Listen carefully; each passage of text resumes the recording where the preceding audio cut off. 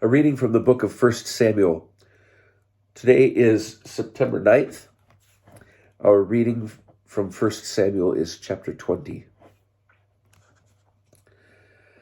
David fled from Naioth to Ramah. He came to Jonathan and said, "What have I done? What is my crime and my guilt against your father that he seeks my life?"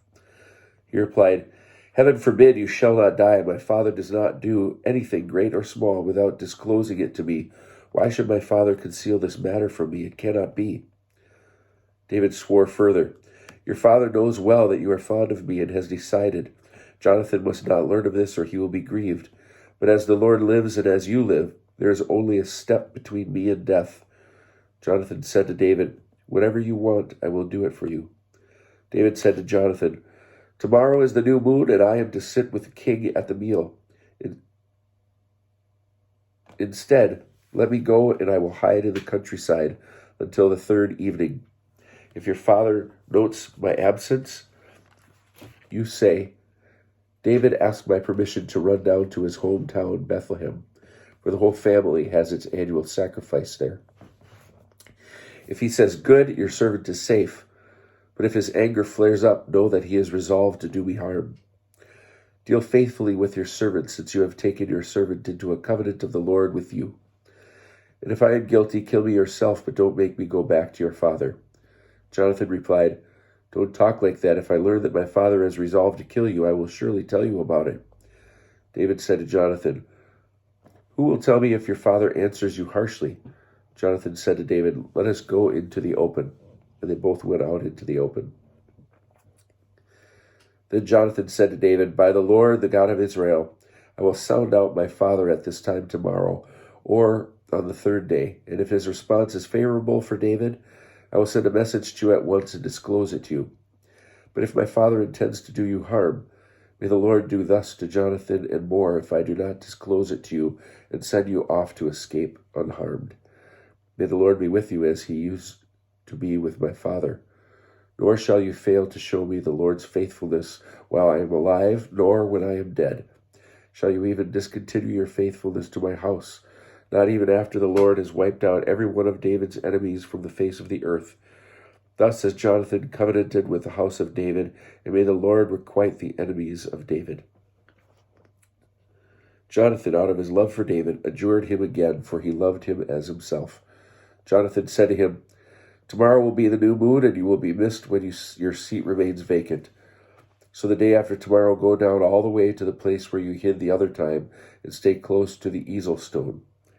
Now I will shoot 3 arrows to one side of it, as though I were shooting at a mark, and I will order the boy to go and find the arrows. If I call to the boy, 'Hey, the arrows are on this side of you,' be reassured and come, for you are safe and there is no danger, as the Lord lives. But if instead I call to the lad, 'Hey, the arrows are behind you,' then leave, for the Lord has sent you away. As for the promise we made to each other, may the Lord be witness between you and me forever." David hid in the field. The new moon came, and the king sat down to partake of the meal. But the king took his usual place on the seat by the wall. Jonathan rose, and Abner sat down at Saul's side, but David's place remained vacant. That day, however, Saul said nothing. "It's accidental," he thought. "He must be unclean and not yet cleansed." But on the day after the new moon, the second day, David's place was vacant again. So Saul said to his son Jonathan, "Why didn't the son of Jesse come to the meal yesterday or today?" Jonathan answered Saul, "David begged leave of me to go to Bethlehem. He said, 'Please let me go, for we are going to have a family feast in our town, and my brother has summoned me to it.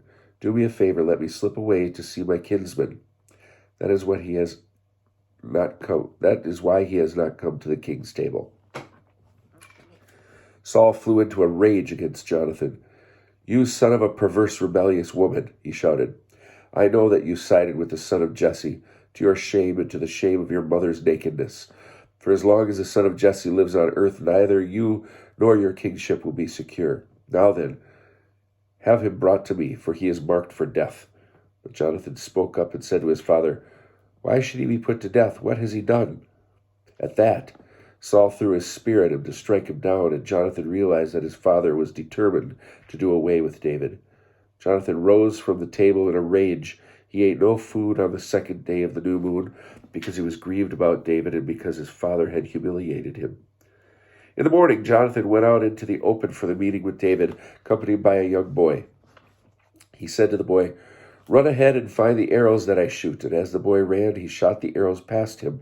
When the boy came to the place where the arrows shot by Jonathan had fallen, Jonathan called out to the boy, "Hey, the arrows are behind you." And Jonathan called after the boy, "Quick, hurry up, don't stop." So Jonathan's boy gathered the arrows and came back to his master. The boy suspected nothing. Only Jonathan and David knew the arrangement. Jonathan handed the gear to his boy and told him, "Take these back to the town." When the boy got there, David emerged from his concealment at the Negeb.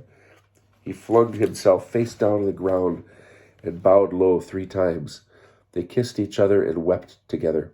David wept the longer. Jonathan said to David, "Go in peace, for we 2 have sworn to each other in the name of the Lord. May the Lord be witness between you and me, and between your offspring and mine forever."